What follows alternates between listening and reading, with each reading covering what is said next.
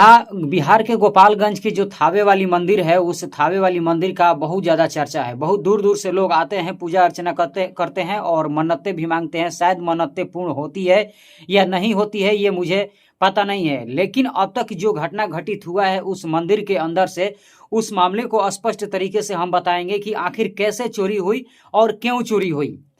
दरअसल 11:30 बजे रात बजते हैं और 11 बजे रात को दो लुटेरे आते हैं। चोर कहें या लुटेरे कहें, नकाब पहन के आते हैं। सबसे पहले वो देखते हैं कि भाई यहाँ तो कोई है नहीं, कोई जगह तो नहीं है।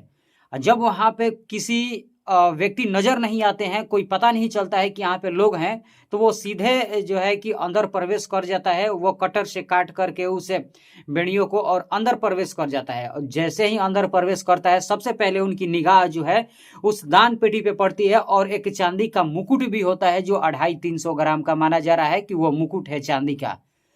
तो दान पेटी को भी कटर से काट के उखाड़ करके और मुकुट को भी उखाड़ करके वो सीधे फरार हो जाते हैं। लेकिन इससे पहले उन लोगों को ये नहीं पता है कि ऊपर में सीसीटीवी कैमरा भी वहां पे लगा है। शायद उस सीसीटीवी कैमरे के फुटेज में हम लोग का जो है चेहरा यहाँ पे आया होगा। लेकिन सीसीटीवी के माध्यम से उन दोनों लुटेरों का जो चेहरा है स्पष्ट तरीके से देखा गया है। लेकिन ये पहचान में नहीं आ रहे हैं कि ये लोग हैं कहाँ के। लेकिन जरा अब सोचिए, अब आते हैं हम मंदिर पे। एक बड़ा मंदिर, एक चर्चित मंदिर, सभी लोग उस मंदिर के नाम को जानते हैं, थावे मंदिर, और पूजा अर्चना करते हैं, मन्नतें मांगते हैं। शायद पूर्ण होती है या नहीं होती है।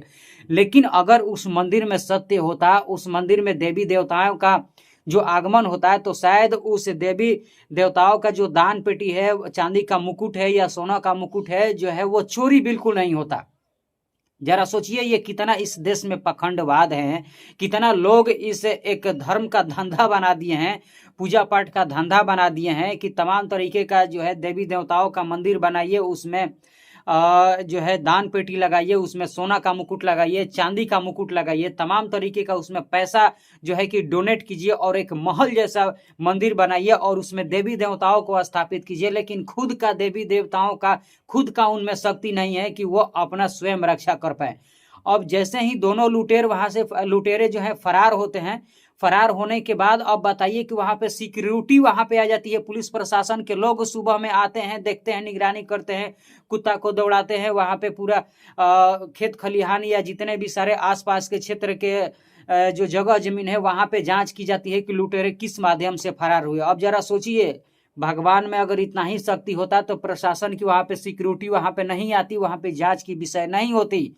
जो भगवान स्वयं अपना खुद रक्षा नहीं कर सकता, अपने सारे चीजों को रक्षा नहीं कर सकता, ना अपने वस्त्र को रक्षा कर सकता, ना अपने मुकुट का रक्षा कर सकता, ना अपने पांव की जूती को रक्षा कर सकता, ना अपने दान पेटी को रक्षा कर सकता, तो बताइए आखिर भगवान है कहाँ भाई इस धरती पे। अगर उस मंदिर में, थावे वाली मंदिर बिल्कुल जो माता जो है बिल्कुल स्थापित होती, तो शायद दोनों लुटेरे जो चोर हैं उनकी आंख फूट जाते, पैर टूट जाते, हाथ दोनों टूट जाते, शायद उनकी कोई क्षति हो जाती, वो पकड़े जाते। लेकिन फिर भी वो दान पेटी उखाड़ करके फरार हो गए। हमें कहने का मतलब यह है कि इस देश में इतना पखंडवाद हो गया है, देवी देवताओं के नाम पे लूटपाट हो गया है कि मत पूछिए। देवी देवताओं के नाम पे इतना पखंडवाद हमने इस देश को छोड़ करके किसी अन्य देश में हमने नहीं देखा। जो ये बुद्ध की धरती है, बुद्ध की धरती को यहाँ पे देवी देवताओं को लेकर के स्थापित कर देना और सम्राट और बुद्ध के एकदम बिल्कुल यहाँ पे जो है खत्म कर देना।